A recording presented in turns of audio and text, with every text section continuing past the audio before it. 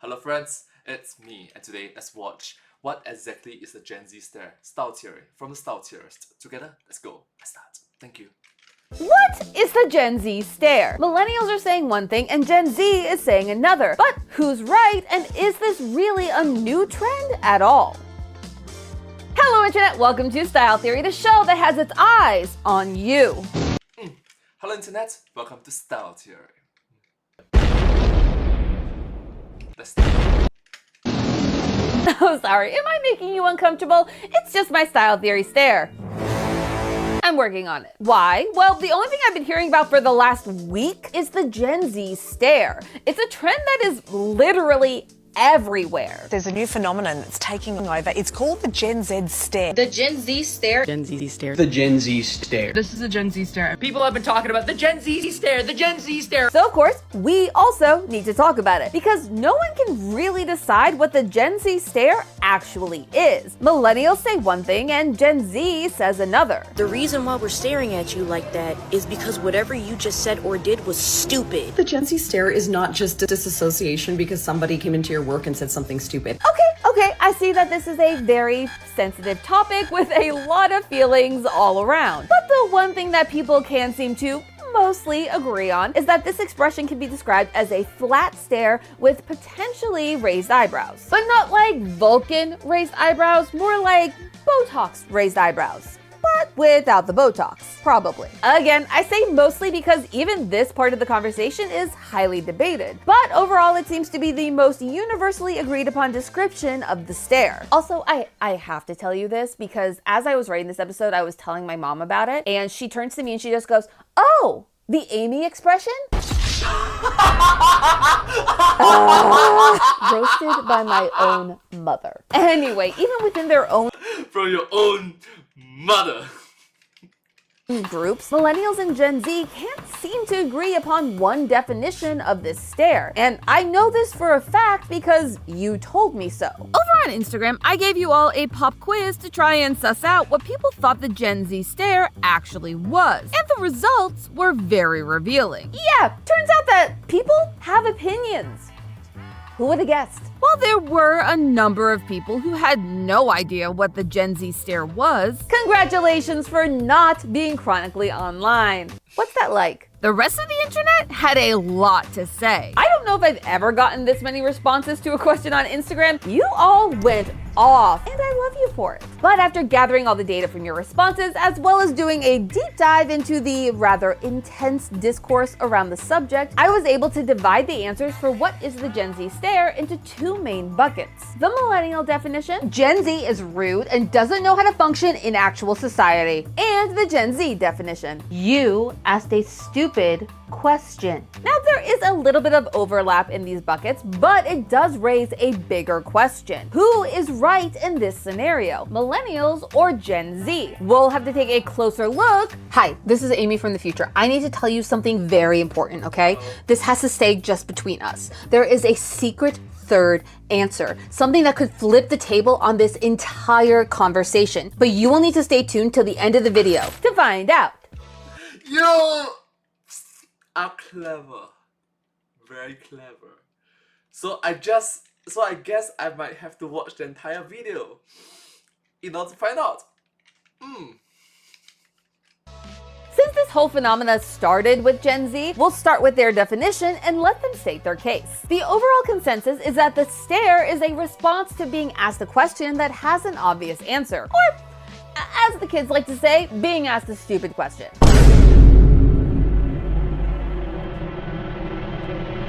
Oh my god, I feel like my soul just left my body after that. Okay. Let's break this down. Starting with who exactly is Gen Z. Gen Z is the generation born roughly between 1997 and 2012, though there is a little wiggle room on either side for that zillennial or, what exactly do we call Gen Alpha cuspers? Is it Alpha Zoomers, Gen Zalpha? Is it Zalfers? Zalfers? Oh, I'm gonna go with Zalfers. This makes the oldest Zoomer around 28 years old. Yes, I'm gonna stop you right there. 28 years old, I understand it makes you feel old. It's okay. We all are gonna be okay. Let's move on. The next thing to note about this definition of the Gen Z stare is that it almost always comes back to one thing: their job. We're now in a time where most entry-level jobs, both in corporations and in customer service, are filled with Gen Z workers. And by 2030, they are expected to make up 30% of the workforce. Also, can I say how much I hate the word workforce?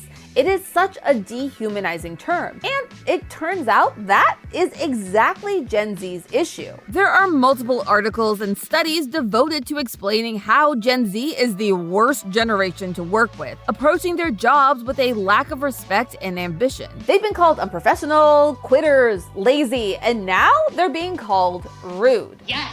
In fact, the Gen Z stare is disrespectful and unprofessional. You should not be working in customer service. I'm gonna stop you right there because you just said today's secret phrase.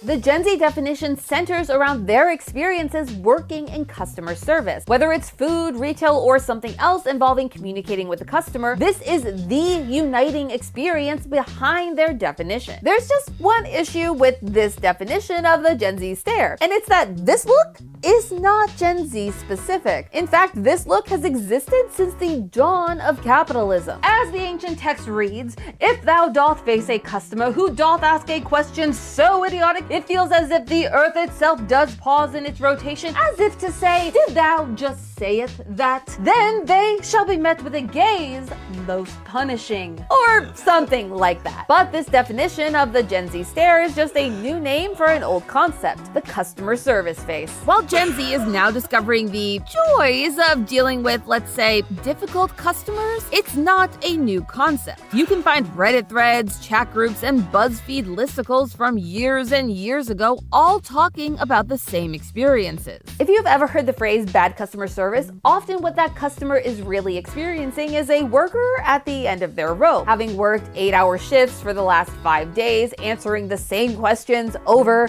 and over and over again. It gets to you. As someone who worked in customer service for over 5 years, I can tell you there were plenty of times where my face said everything. And there were definitely times where customers got mad at me for not going above and beyond for them, which is to say that I couldn't give them exactly what they wanted. There's just only so many times that you can tell a parent that no, their child cannot take this book for free because this is a bookstore and not a library before you just kind of want to give up on humanity. You know? Yeah, from my experience, parents, when I was a kid, my parents' generation treat us like sober generations. When I was a teenager, I was in between here and there, and I see both my peers and my seniors treat the younger generation as sober generation, happily got the parents. And now at my age, I see people that is around my age treating their own child like sober generations. Like, with all due respect, do you really want to continue this vicious cycle? Please, you are the parents, you are the guardians, you are the one that's in charge of this child. Instill some strict disciplines. Please, not have someone else do it for you. There's a reason why phrases like service with a smile or the customer is always right have started to fall out of fashion. Fashion. Just take a look at this graph. That spike that we see in March of 2024, that was actually a spike in people dissecting the original quote. You know, the one that goes, "The customer is always right," in terms of taste. Meaning that if, say, you are working at a coffee shop and you recommend they order the mocha because you think it's great, but they think that mochas are gross, then they are right, and they shouldn't order it and spend their money on something they won't like. Yes, that is literally the only thing this phrase means. But the modern interpretation, "the customer is always right, period," gives all the power to the customer, leaving no defense for the worker, which they Fun fact. The best case I heard was the customer, there was this auntie, there was this Karen, okay? It's like, "But the customer is always right." And then, I kid you not, the manager was like, "You're right. You can turn right outside of our exit door, please." Wow! Yeah, you're right. You can turn right over there towards the exit. Thank you. Have a nice day. Wow! Always right! Correct! You can turn right. It's it.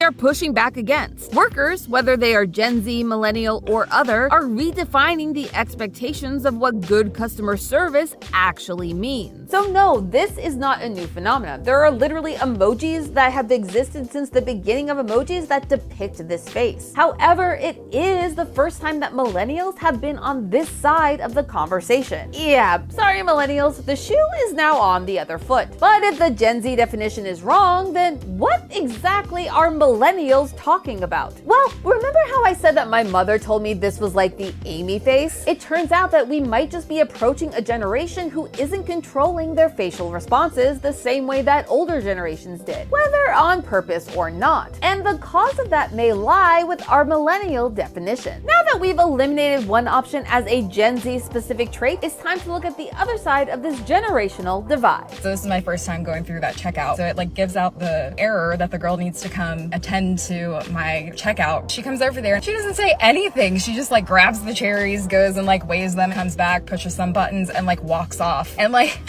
I was trying to, have a normal human interaction. Now, I want to pause and take a moment to acknowledge that on this side of the debate, there is a lot of potential for very ableist language. And while I am not the most knowledgeable person to lead that conversation, it is worth noting because we want to make sure that this place stays a very safe space for all parties involved. While this video is just one example, it does a good job of showing what the millennial definition is: a lack of response to a situation that would require a response. And the reason that we are likely seeing a heated debate around what the Gen Z stare actually is because this situation also tends to happen in customer service situations. Though from the millennial point of view, where Gen Z is either the worker or the customer. The Gen Z stare is specifically when somebody does not respond or just doesn't have any reaction. On this flight that I'm working today, I tell this lady and her daughter, hey, make sure all those bags are all the way underneath the seat. And the mom starts doing her stuff and this kid doesn't move. She just looks at me like this.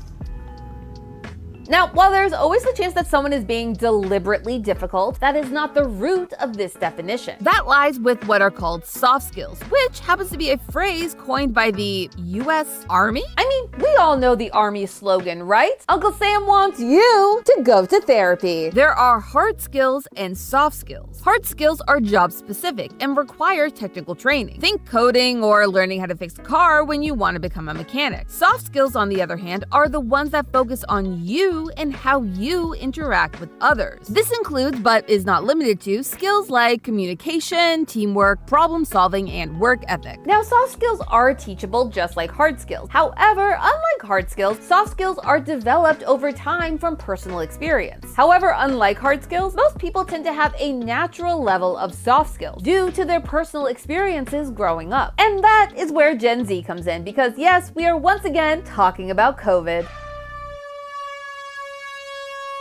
COVID closed down schools, activities, jobs, everything. It meant that Gen Z, who were between the ages of 8 to 23 years old at the time, were locked away from all of their peers and forced to experience the world from behind a screen. Soft skills typically develop in childhood and early adulthood, aka exactly the age of Gen Z when COVID hit. However, in terms of soft skill development, COVID did not hit all of Gen Z equally. Growing up, we used to go to McDonald's, and my parents really encouraged me to be the person who would walk up and give the order. During quarantine, there's an entire generation of children who not only didn't do that, but didn't observe other people doing that. And I think that reaction, it's like, why are you talking to me like that? They don't understand it. While there is no one experience for anyone, you can divide Gen Z into two main buckets. Older Gen Z, who are 15 or older when COVID hit, and young Gen Z, who are 14 or under. The older end of Gen Z had more of a, quote, typical childhood, meaning they had the opportunity to develop their soft skills alongside their peers. Young Gen Z, on the other hand, did not. Not only were they isolated, they were dependent on screens to give them any form of contact with people not in their household. In the grand scheme of things, screen time is still a relatively new concept. Gen Z is the first generation to grow up entirely online with easy access to screens like computers and phones. Like someone said, they're so nervous to engage offline. It's almost like they were locked inside during the most crucial years of social development or something. Listen, I am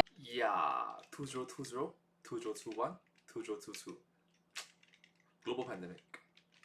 I'm not here to criticize anyone for being chronically online. That would make me the biggest hypocrite. At the same time, because screen time is such a new concept, we are only just learning about what that does to early childhood development. And the fun fact, this sort of soft skills, right? The older generations, they will tend to call it EQ, and the older generations, even further, will call it IQ. And it's like, stop calling it IQ, stop calling it EQ. You just call it soft skills. It's more appropriate, okay? And there's something called fake it until you make it. If you don't know how to act normal in front of these individuals, either one, change group of friends. Two, try to fake becoming a normal person that they deemed appropriate until you make it. Okay? Just fake it. Or C, you continue becoming friends as them, but they are not your primary source of dependence. Yeah, hopefully helps. It occurs to me as well. Mostly towards martial art, but you get the point. results are hard to deny. A study published in JAMA Pediatrics found that increased screen time can cause developmental delays in areas such as communication skills, problem-solving skills, and social skills. But with no other alternative, screens became everything for Gen Z: education, social interaction, and recreation. And more importantly, this behavior didn't change once the lockdown was lifted. And when you get used to living your life behind a screen, you start to take those habits into real life. One thing I noticed is that children who spent a lot of time looking at an iPad or a TV, they didn't really understand that talking is like a two-way street. They are just too chronically online to realize that in between your self-speaking, you have to actually engage with the other person you're communicating with. It's not just online where you just text and then you go back and you text. Like, you actually have to keep the communication going, even with your facial expression. I've seen this definition of the Gen Z stare described as buffering or going camera off in real life. And there is some validity to that. But this difference is not just targeted towards one generation, but the Gen Z did got affected the most because of the global pandemic. I met with other individuals, okay, around my age, and even older, and even me myself, we experienced something similar to this. My advice to you is fake it. Fake becoming normal in that kind of group of friends. And granted, normal in one particular group of friends is abnormal in another group of friends. So you really need to switch it up here and there. It is part and parcel of what makes us human. In one group of friends, you are the loud one. In another group of friends, you are the soft one. In another group of friends, you are always the smart one. In another group of friends, you are always the dumb one. It is just, collectively speaking, it's just you as one individual. in response isn't meant to be rude. It's just that, different. And this is where that secret third answer that I mentioned earlier comes in. Because, like most things, the answer lies somewhere in between. It is easy, almost too easy, to turn a group of people into the bad guys, and to turn a conversation from friendly banter into a war of us versus them. When you boil Exactly, it's way too easy, especially the group of friends versus group of friends, the group of individual versus group of individual becomes a big group of individuals versus a small group of individuals. Okay, the small group of individuals, both, let's be honest, from a third party point of view, both are correct in their own sense, but because of the what you call peer pressure, I guess, the one group is definitely going to win. And for the singular individual in the group, you have to fit in. So it sucks. this Gen Z stare debate down to its most basic points, there are three key takeaways. 1. The younger generation is angry about the state of the world. 2. The older generation expects the younger generation to uphold their version of societal standards. And 3. Neither group wants to lose the fight. When the truth is, you're all losing. Hey, don't shoot the messenger. There are good points to either definition, but this argument has been going on as long as we've been giving of Generation's silly nicknames. Before Gen Z was too online to exist offline, millennials were the titular bad worker. I used Google's custom time range feature to take a little journey back through time to the late 2000s and early 2010s, just to show how much the language that we used to use to describe millennials is exactly what we're doing now to describe Gen Z. Back in 2015, millennials were under fire for their job-hopping habits. Where previous generations would stay at a company for 5, 10, 20 years, millennials typically stayed less than 3. This was a big thing, and it made Gen Xers and Boomers big mad. I mean, having ideas about changing work culture? How dare you? Back then, millennials were infamous for How dare you? We dare. We collectively dare. We know the importance of improvements, continually growth, continuous development, not stuck in the same situations and expecting different results. We dare.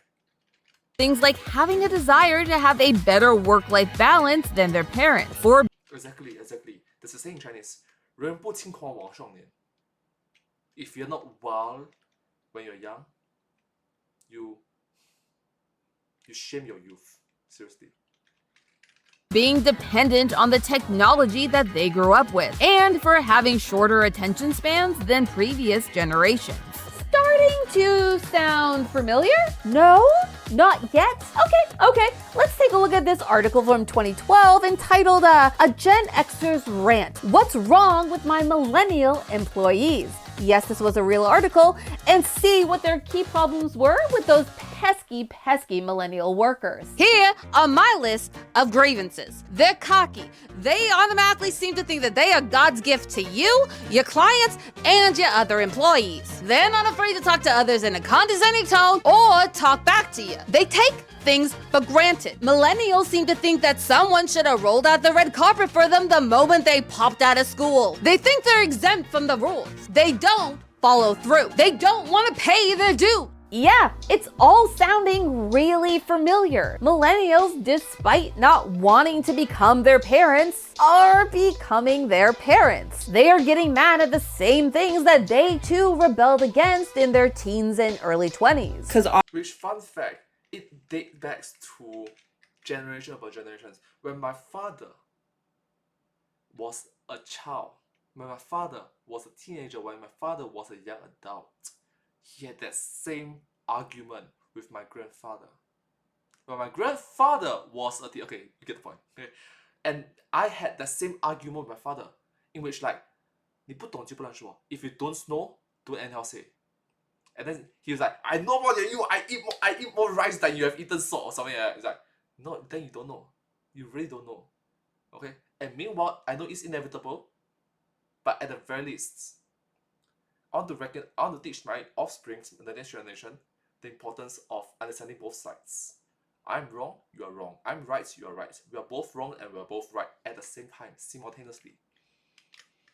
Honestly, all I see when you guys talk about this are grown adults who grew up in a pre-pandemic world and had normal social interaction in their teenage years. All I see is you guys bullying teenagers who are growing up in a much more difficult world than you did. Millennials are starting to do the same thing that Gen X and Boomers did to them, which is vilify the younger generation for not doing exactly what they did. They're mad. The unfortunate thing is, it's going to happen for Gen Z to Gen Alpha to Gen Beta. It's part and parcel of life. I just hope that this conflict is more understandable and more manageable, and there's more studies done to it, so that collectively speaking, as a general knowledge, common sense, we show more understanding for one another.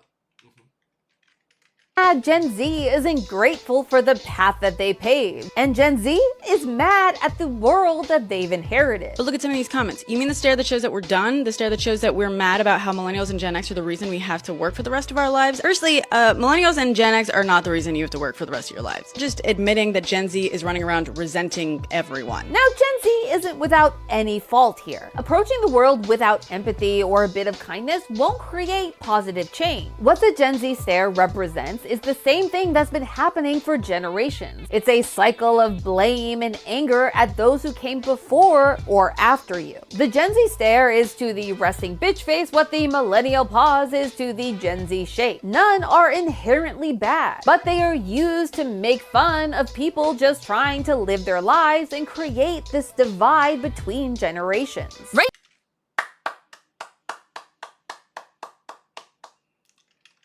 Amy, well said. Let's listen to it one more time. Pauses to the Gen Z shape. None are inherently bad, but they are used to make fun of people just trying to live their lives and create this divide between generations. Right? That is good. Let's listen to it one more time. Pauses to the Gen Z shape. None are inherently bad, but they are used to make fun of people just trying to live their lives and create this divide between generations. Right? Amy, good job. Much respect for you. Now we are at a crossroads. Gen Z wants to fight back against the hand that they've been dealt. The bad job market, the economic dip, the political landscape, and they're using the only power they really have, themselves. Their actions, their reactions, their stares, and millennials will have to decide how they are going to respond. Will they keep up this generational cycle of blame that they inherited from previous generations, or will they approach it with empathy and understanding? Whatever you choose, just remember, Gen Alpha is watching, and what you do now doesn't just shape your future, it shapes theirs. But hey, that's just a theory, a style theory. Keep looking sharp. Coming up next on Style Theory. Who packs the best bag, millennials or Gen Z? Today we're taking the question of what's in my bag to the extreme to find out who's packing greatness and who should pack up and go home. But hey, that's just a theory. A style theory. Keep looking sharp. Thank you so much. Subscribe. Thank you. Subscribe. Thank you so much.